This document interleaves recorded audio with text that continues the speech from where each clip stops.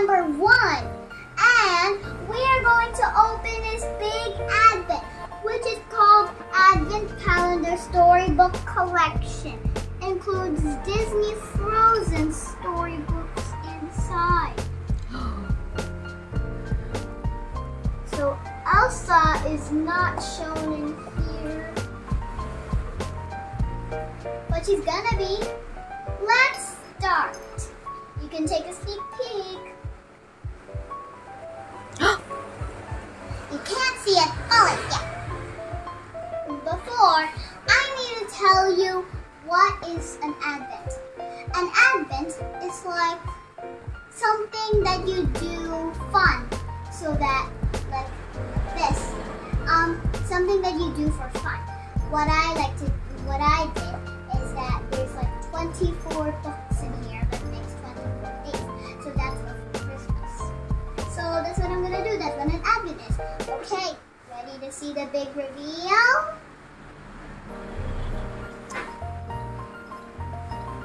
This is gigantic. And that is very beautiful. Can you find day number 1 in this collection? I'll give you 20 seconds. You found it! That's really nice. Let's take it out in 3, 2, 1. You may think it's just a piece of paper, but it's not. Inside is a book.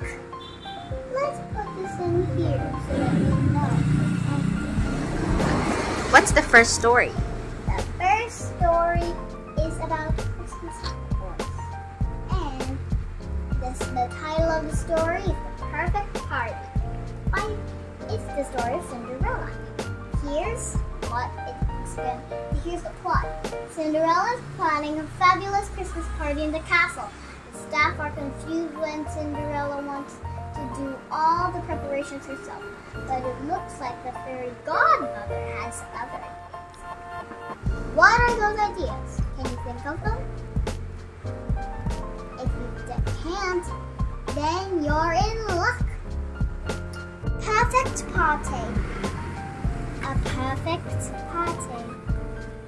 Cinderella and her prince sat before a roaring fire. Christmas was coming in a few days, and Cinderella was excited. Let's throw a party, she just suggested to the prince. What a splendid idea, he replied. How could I help? Cinderella smiled. Just leave everything to me. The next day, the princess began to decorate. May we help? Cinderella, Jack and Gus asked. Of course, she replied. Let's start with the grand staircase. When the mice tied some bows, a spool of ribbon began to roll down the banister. Gus hopped on aboard. It was just like a sleigh ride without the sleigh. When Cinderella and her friends finished the staircase, they moved on to the rest of the palace. Jack and Gus helped the princess put the garlands over the windows in the ballroom with pretty bells and baubles.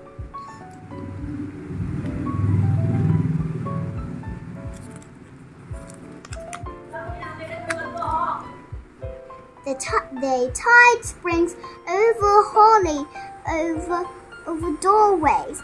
They even hung stockings by the fireplaces and lit candles, which gave them rooms a cozy glow. Beautiful. Finally, Cinderella and her friends moved to the stone patio, where Cinderella planned to hold her party. Won't our guests be chilly out here? The prince asked. I'm sure that it will be fine, Cinderella replied. Besides, what could be more magical than celebrating under the stars? I like stars. They're twinkly, Gus said as he nibbled on a popcorn garland. Gus, Jack scolded. You're supposed to be hanging on the decorations, not eating them.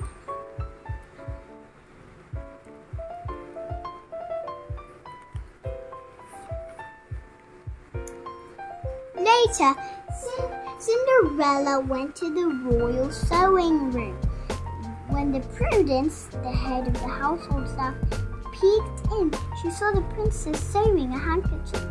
Why don't you ask the royal seamstress to do that? The Prudence suggested.